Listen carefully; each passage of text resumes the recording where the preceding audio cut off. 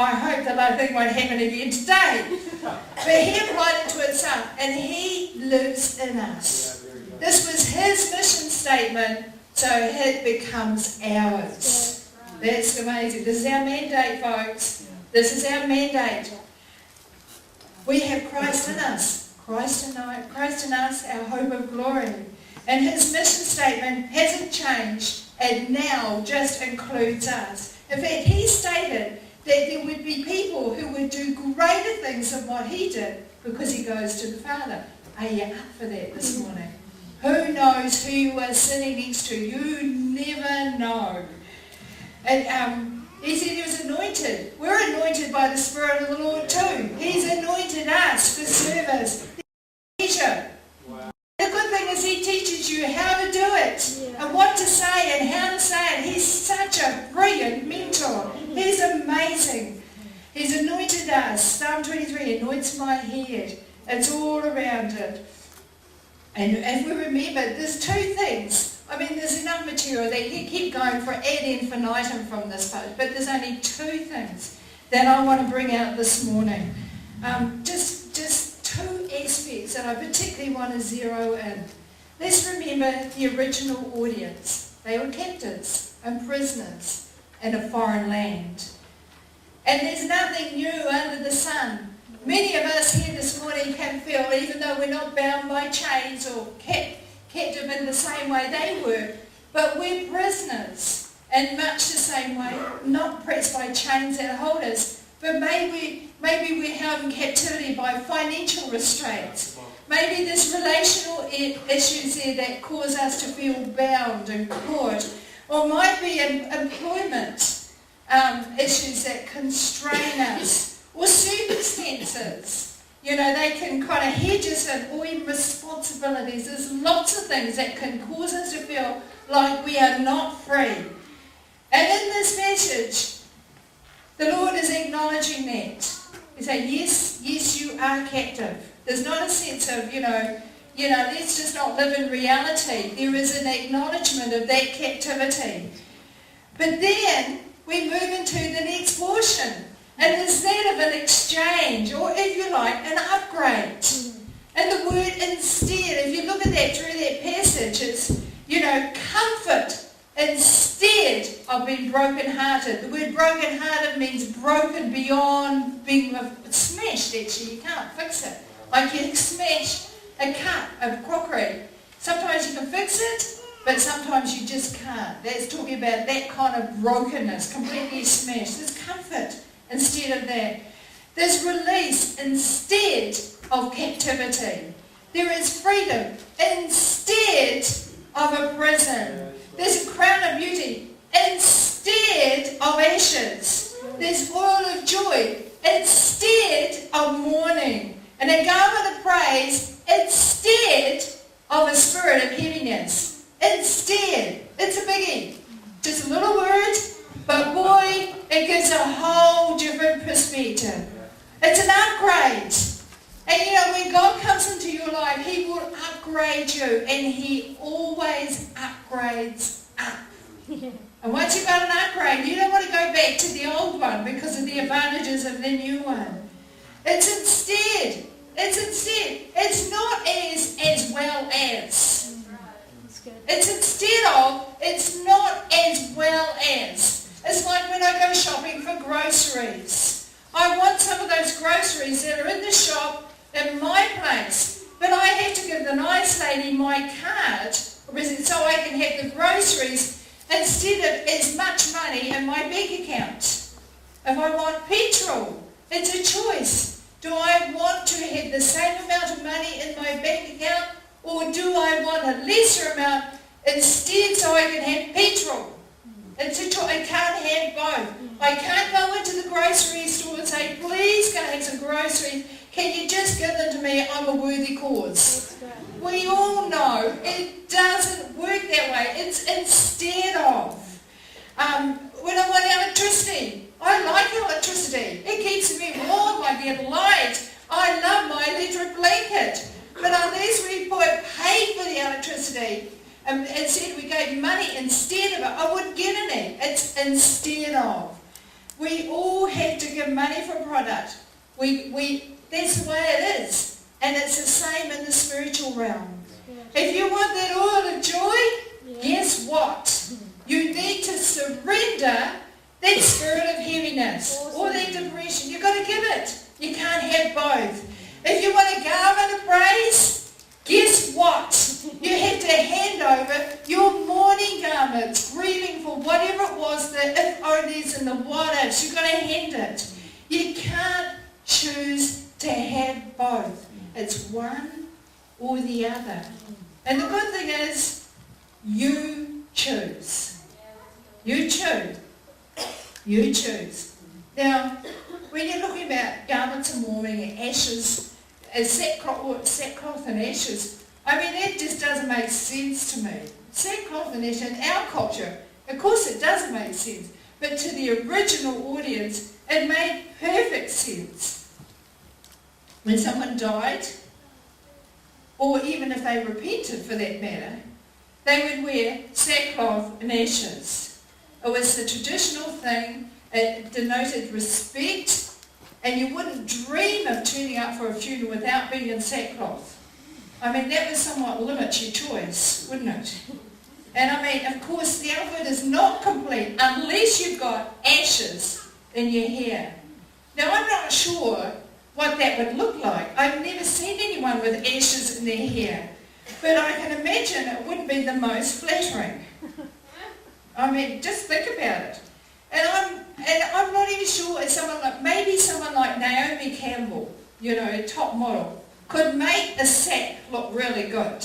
I don't know what they did. Did they just cut a hole for your head and then holes for your arms and you just put it over like a jerk? I don't know. But just imagine the prospect of staying in it for several days, at least 10 days if it's a close relative, wearing sackcloth. Now, I'm not sure whether you would find that very attractive or not. But I'm sure, after living with a Jew for a wee while, Jews are very enterprising. And if anyone knows how to make a buck, a Jew does. And I'm sure there were some Jewish tailors alive in those days who thought, well, nothing's more certain, taxes and death. There's money in death. Let's get some sackcloth and see what we can do with it. A little tuck there, a little seam there, a little, wrinkle there can make it look very, very attractive. And I don't know whether they had different grades of sackcloth. I mean, when you're in sackcloth, you can't wear perfume. You weren't allowed to. So you couldn't, if it smelled like potatoes or sweets or something, you couldn't cover it up with perfume, because it's wrong. So you had to stick with whatever it was that the sack contained before you got it. You'd be hoping it wasn't cold. But anyway, I don't know whether they had grades of sackcloth. Is there a coarse grade lining right up to a nice fine sackcloth? I don't think, it would reach, I'm sure an enterprising weaver would put a little bit of fleece in it. I don't think it would be merino quality, but maybe you could just make it a little bit, at least it would drape better. I don't know, I'm sure there were enterprising Jewish tailors who would consider, let's make a buck here. For warmth anyway, but to ashes, where do you get ashes from? I guess you had to get it out of the family fire before the nice man who had the ashes, who came around every morning with ashes from a fire that's kept alight all night, and he had coals of fire and a big tin container on his head. He would come round to every household and relight their fire. I guess if you needed ashes for the day, you better get it before he comes. Otherwise you might have hot ashes on your head, and I'm sure that would be a different story. So you see, the original audience would know all about that. In comparison, a garment of praise, well, it's a party outfit. And it's something that you put on when you're going to have a good time. Go to weddings, anything. Party outfit versus sackcloth. It's no brainer really, isn't it? If you had an option of coming in sackcloth this morning, Garth, what would you choose? Party outfit or sackcloth? Party. Good. You were considering there for a minute. I wasn't sure what you were going to say. And a tiara or a crown or a turban looks much, much better than ashes in your hair.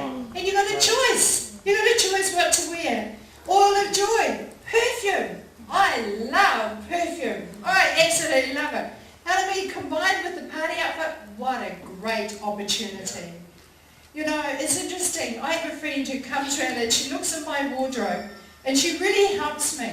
When I grew up, there wasn't a lot of good stuff, and and I had a real problem with my clothes. So she helped me learn to dress better, for which you're all profoundly more grateful, I'm sure.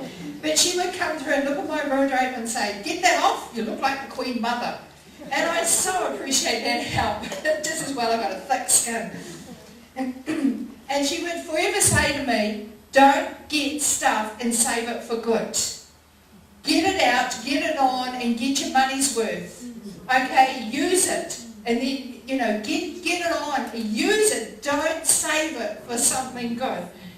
And I want to encourage you this morning, the good stuff that God has given you, don't save it just for Sundays. Don't save talking about what God has done in your life just for the times when you get together with other Christians. Don't save it. Get it out, get it on, and give God the honour. Get it out, get it on, and give God the honour so He receives the honour. And whatever you do, don't choose to partner with a poverty spirit. A poverty spirit is that of meagre pickings from God. Don't choose to partner with that rubbish. We serve a God of extravagance, a God who just loves to bless you. And whatever it is, you are much, much bigger than that. I would like to invite my friend, Shirley King, who's going to come and tell you now a supernatural occurrence that has happened in her life over the last few weeks.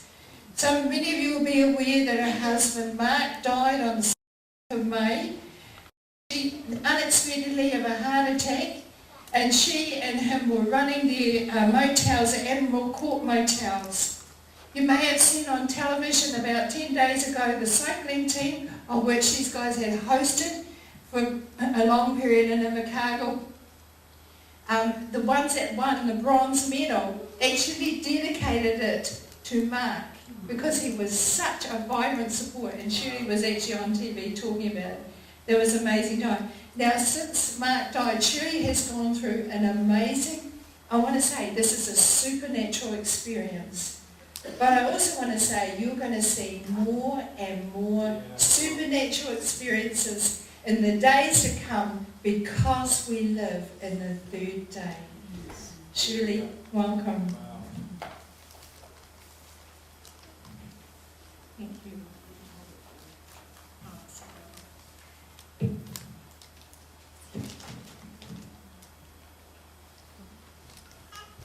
Right, we're organised. Good morning. This is a testimony of God's grace and favour that He's given me since Mark has graduated to glory, as Deborah Mahino so beautifully put it. It was the 16th of May this year when Mark passed away with a sudden heart attack. And it was truly the worst of nights and days.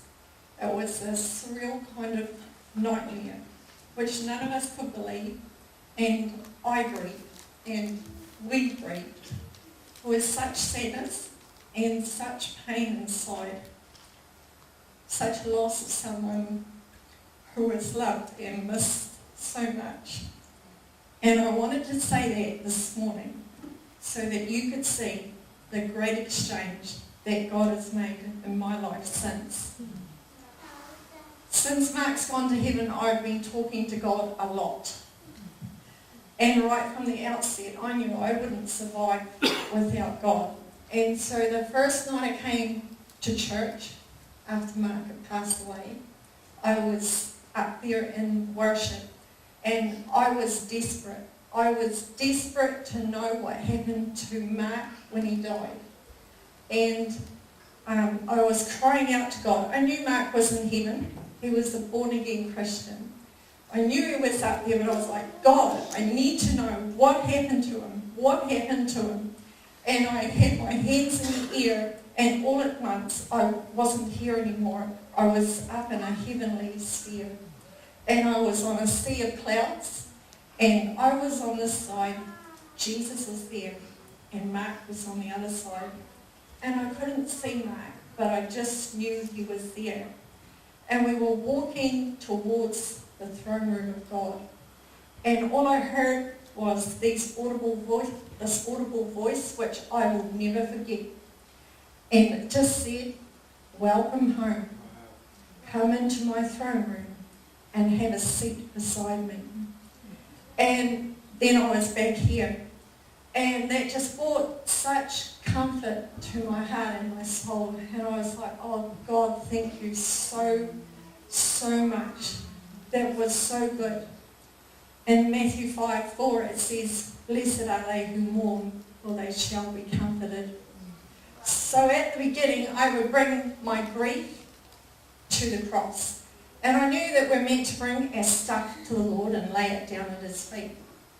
And so I just started doing that. I just brought my grief to the Lord. But since being in this wonderful church, I've learned that you not only bring your stuff to the Lord, but you also ask him for something in return. And so I would bring my grief to the cross, and I would lay it down, and I would say, "Lord, I ask for your comfort and strength for this day." And he would give it to me. Every day I asked, he would just give it to me. Some mornings though, I would wake up so grieved and so sad, I would just forget to do it. And I would have a terrible day, and grief in a way is like torment. It is just a terrible thing.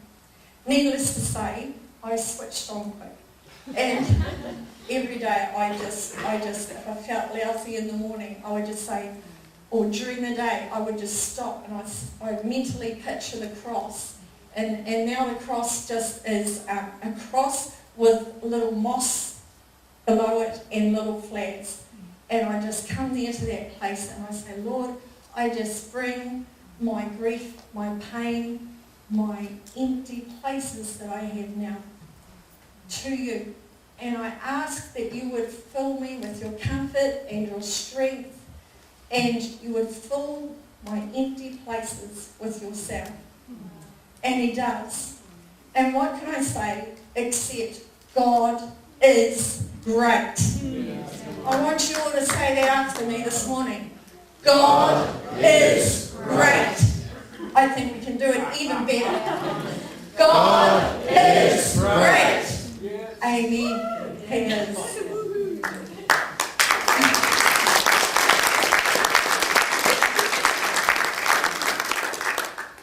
It carries on. God is good. I journal all the time, so that's why I know what God has said. 1 month after Mark died, it was the 16th of June, and it was a really hard time. But God clearly showed me in a picture of my quiet time, me in the office at work, and I was clothed in these widow's garments. And they were black as black, and they were tattered, and they were like ink black. And I was clothed not only on the outside, but on my inner self. My mind, my concept, my countenance was that of a widow, and God showed me that clearly. And he said, "I want you to shake off that widow's garment." And he said, "I want you to see yourself not as a grieving widow, but my delightful one, my beautiful child, adorned with my presence and strength." Then I could see myself walking from the office and into our lounge and into his presence and power. And there came this transformation of mourning into garments of praise. It was a dazzling white garment, like walking into the light, into his transforming presence, bright, clear, white, dazzling light. And it was coming right through me, from my head through my body, but it was all happening at the same time. And he said, "My transforming strength and glory shall rest upon you in the days to come." And each time you walk from the office into the lounge, I want you to sense it until you walk in it. So I was like that too. I was like, wow, God, that is so awesome. Wow. The next morning when I woke up, reality hit, and I wrestled with it. I argued with God. I said, "God, that is just far too soon. You know how much I love Mark. I can't do this. I won't do this. I can't do it in any way. I don't know how. But actually God did show me how. That's why I think he showed me the office and the lounge so that I knew how to do it. So a few days later, a good friend of mine who I prayed with for years, Anne Gorman, came round. And I told her about this picture and she said, right, out to the office. So we travelled out to the office and she says, she just prayed that I would be able to shake off the widow's garment. And then she brought me into the lounge and she prayed that the fulfilment of the picture I saw would happen. And I didn't feel much just then, that night. And we talked and she went home. And then I would just start doing it. So I would just be in the office and I'd just say, well, I shake off the widow's garment. And I just walk in the lounge and I put on that dazzling white garment that you have for me. And after a wee while, God just said to me, do you feel it now, child? And I was like, yes, Father, I do. I feel lightness of heart and a relief from the ache, like a dazzling light, like a smile just so small, like a glimmer of hope. And he would remind me lots because I needed reminded lots. You need to shake off that widow's garment, that mind concept and countenance, he would say, for I have provided you with a new garment of dazzling white. And I want you to clothe yourself anew, afresh, alive, in my strength, in my truth, and in my spirit. But you have to make a conscious decision each day, child, what you are going to be clothed in. And I can't say every day is easy, because it's not. But since seeing Mark in heaven, since taking my grief to the cross and asking for his comfort and strength, since seeing the widow's garment and what I had to do to walk in his dazzling garment of light, the great exchange has happened. And I feel God's comfort and his strength, and I am so grateful for his grace and favour. And he did it for me. He can do it for you too.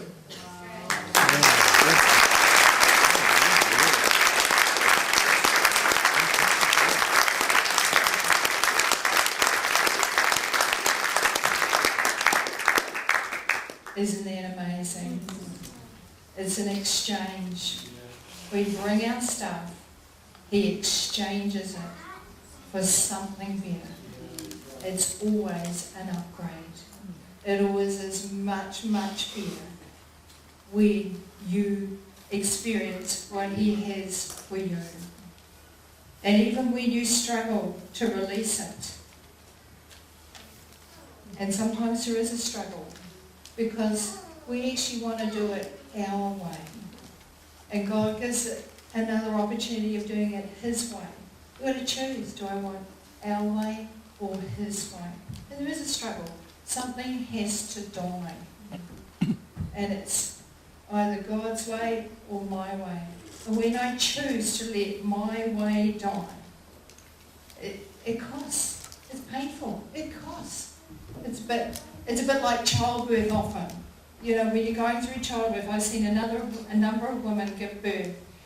And you know, never have I seen one woman in the middle of childbirth go, oh, I can hardly wait to come back here again. They just don't do that.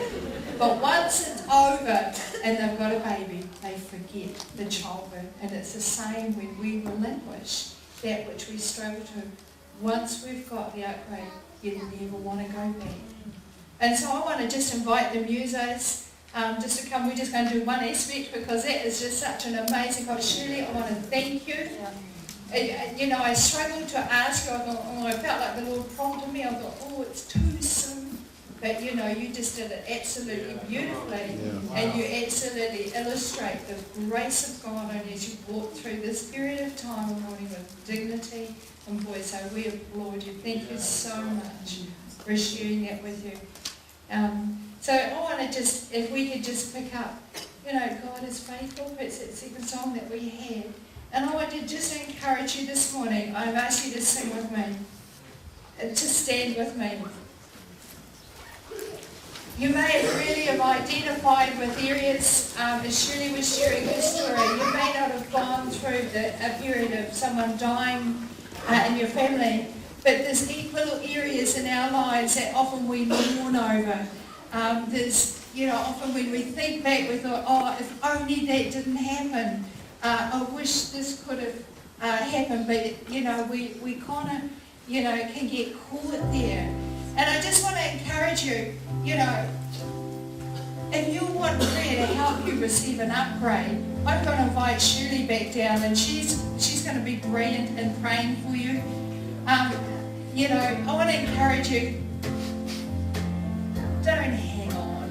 I mean, it's your choice. It is your choice, and God will never override your will because He's given you the power of choice. He's not going to take it off you. He will not manipulate you. He will not control you because that's our God. He gives us choices. And so, but I just want to encourage you, if you want the best life, receive His upgrades. You won't regret it. You'll always go, man, that cost a bit, but boy, I wouldn't go back to all that stuff for anything. Because His way is so wonderful. He is always patient. He is always kind. He is always tender. He's always merciful. He's always compassionate, full of grace and faithful. He's such a faithful God. If you don't know God, or maybe your God is not like that, and you want prayer, we would love to pray for you this morning and to bring you into a whole new sense of the relationship with God, based on who He is rather than who you think He might be. We just absolutely love to pray for you. If you're not well, I know Garth has already said, but sometimes it can be a bit hard to come down for prayer. But if you'd like to come down for prayer, for being unwell, we'd like to make that opportunity available for you. If you want prayer for anything, we have a prayer team that are lined up, pumped, dying to pray for people. So I just want to encourage you, make that available. Thank you for listening. God bless you. Have an amazing week. And don't forget, the Spirit of the Lord is upon you because He has anointed you to bring good news to the poor. God bless you.